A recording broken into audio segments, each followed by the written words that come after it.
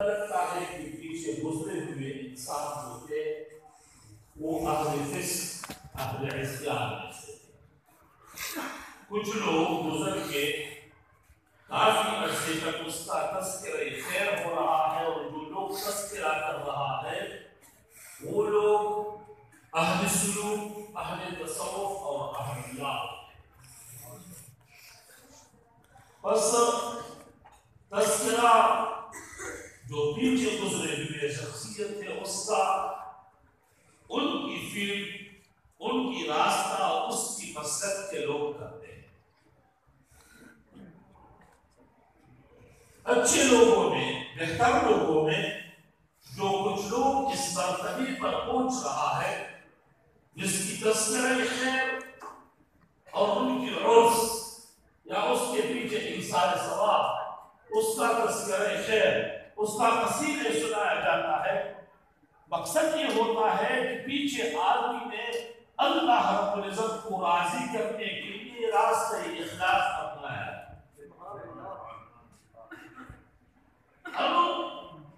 یہ شریعت کا راستہ ہے، یہ تصوف کا راستہ ہے، اس میں ہمیں ایک اخلاص اور للہیت چاہیے۔ اگر یہ راستہ جو دین کا ہے، راستہ جو اخلاص کا ہے، یا خصوصاً راستہ جو شریعت اور تصوف کا ہے، اگر اس میں للہیت موجود ہے، خالصیت موجود ہے، اور یہ راستہ تصوف اختیار کر لیا ہے اللہ رب العزت کی وصل اور قرب کو حاصل کرنے کے لیے، اللہ رب العزت کی معرفت حاصل کرنے کے لیے، مقصد للہیت کا، مقصد اللہ رب العزت کی رضا کا، حصول کا، تو پھر وہ انسان کے لیے اللہ رب العزت لوگوں کے دلوں میں ود اور محبت ڈالتا ہے۔ پھر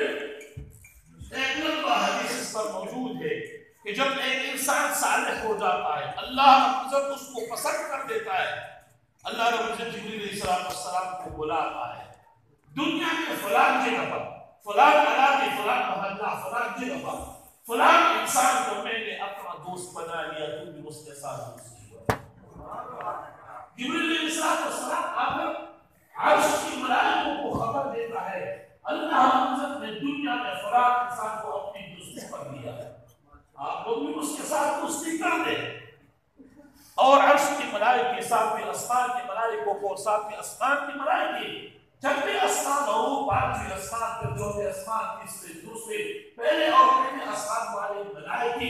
زمین کی ملائکوں کو خبر دیتا ہے، اور زمین کے ملائکے اچھے لوگوں، بہتر لوگوں، اور وہ لوگ جس کے لیے راہ مستقیم اور راہ ہدایت ہوتا ہے، اس کے دلوں میں پھر اس انسان کی محبت کو ڈالتا ہے، اس کو خود کہتا ہے، اس کو محبت کہتا ہے، لوگ پھر اس کے پاس دیوار آ جاتا ہے، اور لوگ اس کے ساتھ ایک محبت کرتا ہے، ایک اخلاص ہوتا ہے لوگ کے درمیان میں، اور وہ اخلاص کی نتیجہ اس حد تک جاتا ہے کہ زندگی کو چھوڑ دو، زندگی کے بعد وفات کے بعد بھی صدقوں تک لوگ اس کی در پر، اس کی خاک پر حاضر ہو کر اپنی